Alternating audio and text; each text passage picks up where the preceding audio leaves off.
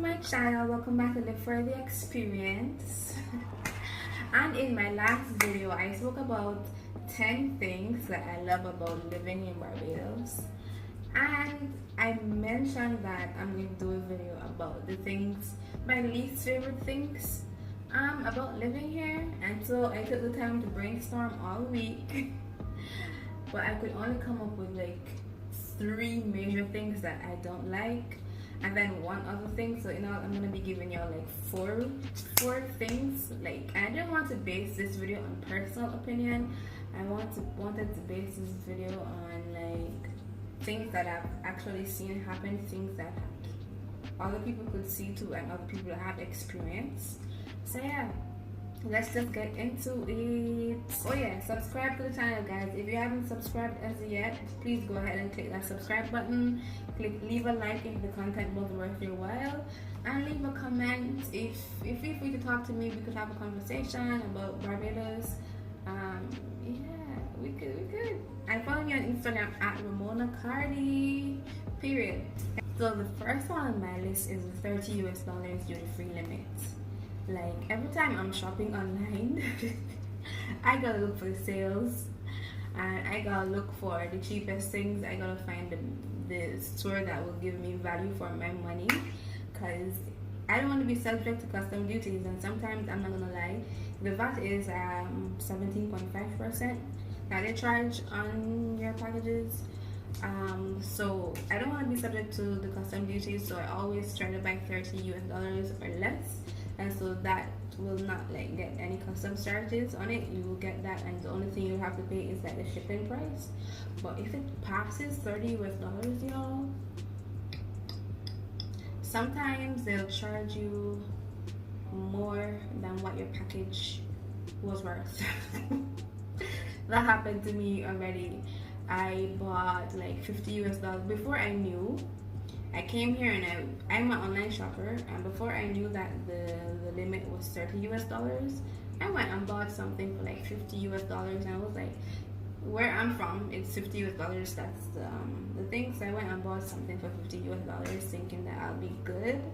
Bro, when it got here, it was like $130 to clear it. And that's like 65 US. My package was $50, and I ended up paying $65 to clear it. And that does not include the shipping fee from the freight forwarder. So I'm like, what happened here? And then I learned that the duty-free amount is $30. That's the cap. So if you don't want to be subject to all of that, just buy $30 or less. And if there are other things that you need to buy, split your orders into 2, into 3, into 4 if you must, and calculate it out to see if it'll be worth it or not. So yeah, when you come here and you want to shop online, just remember that the duty-free limit is $30. Okay, don't get caught like I did. but I guess the good thing about it is money gets regulated in the country. It pushes us more to buy things in the country, and I guess maybe that's one of like the reasons why the currency is so good, because $2 billion equal $1. So it is a good currency. It's a very Barbados dollars are very like strong dollars in the Caribbean and worldwide. And yeah, it pushes us to buy things here, and it also pushes us to save. Okay, you see something online that you like, you don't need it. You see, you want it, but do you really need it though? How often will you be using it? I think educational items are exempt from customs duties, so that's very good. That's very good, especially for children and like college students. They could buy a laptop or whatever educational item. Yo, I'm saying here, so if you want to buy a laptop, they'll think it's for education and may not charge you duties on that. So yeah, that's good. But anyway, y'all, let's move on to number 2. So coming in at number 2 on my list is cost of living. Cost of living here, guys. I'm from Jamaica, y'all. Everything in Jamaica. Well, I haven't been in Jamaica for like 2 years now, so let me not say everything in Jamaica because I don't know what it's like right now. But when I just moved here in 2018, I used to compare prices every day because I was like, what? This can't be real. Cost of living here is not cheap, y'all. And I'm just gonna read this article real quickly from Loop so that this is not just my opinion. So, and this article was published in January of 2020, and the title is Barbados, Bahamas, Bermuda in top 20 on cost of living index for 2021. And I'm going to put the article on this page as well. And Bermuda has the highest cost of living in the world. And in 13th place, y'all, is Barbados. So this is the top 20 countries in the world with a high cost of living. And Barbados is at 13th place. Okay? So I'm not making this up. For example, a party in Jamaica is probably, let me just give an example. If a party in Jamaica is like $2, in Barbados is going to be $6.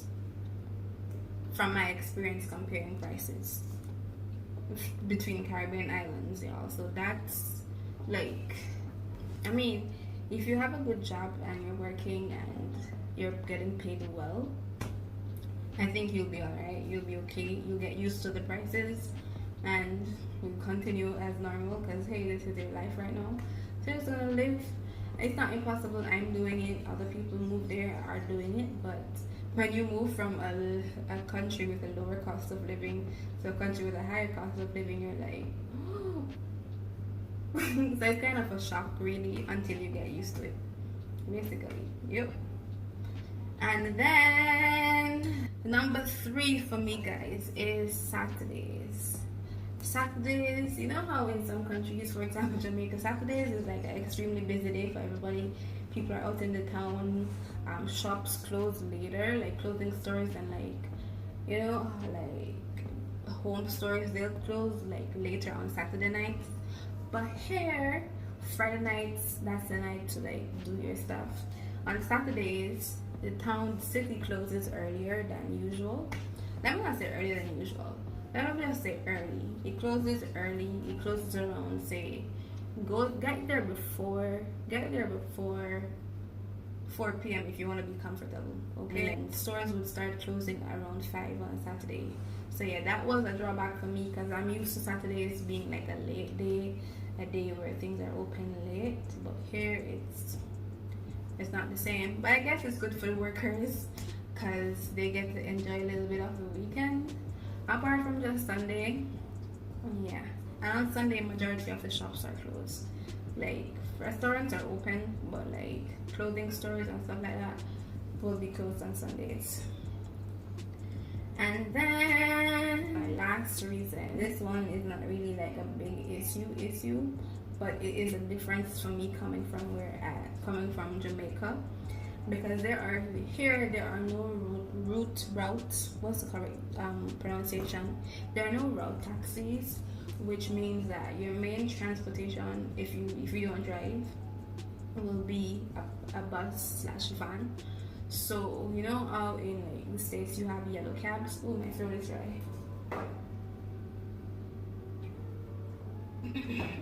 You know how you have yellow cabs in the States where you could just go on the street and be like, hail a cab? In Jamaica, it's the same. You could just wait for a taxi to come and you stop it and you go your business at like almost the same cost as, not the same, but almost the same, close enough cost as taking the bus. In Barbados, there are no route taxis. Taxis are here, but they're like Ubers in a sense. You'd have to call them to come for you in a sense. You'd have to call them to come pick you up, or you'd have to look for one. Like, they park at specific places in the town where you could actually take them in the town. They have the same license plate as the buses, which starts with like ZR, and they have a yellow cap at the top, so you'll know them differently from regular cars. There are like party spots, so like main places where tourists would be, they park there so that it would be easy for tourists to get like a taxi instead of having to go on the road to take a bus/van. They'd be at the clubs at night. We've got like party goers who didn't drive. you know. So they'd be at particular spots where they know that people, they'd be at supermarkets as well for persons who don't drive that needs a taxi to take their groceries home. So yeah, that's the difference. That was a difference for me. It's nothing major. It's not nothing that's gonna like really impact my life. But that was just a slight difference for me when I came here. There were no route taxis. There were only like chartered taxis. Yep.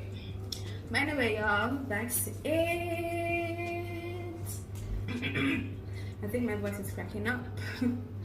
By the way, guys, thank you for watching and have yourselves a wonderful, wonderful day.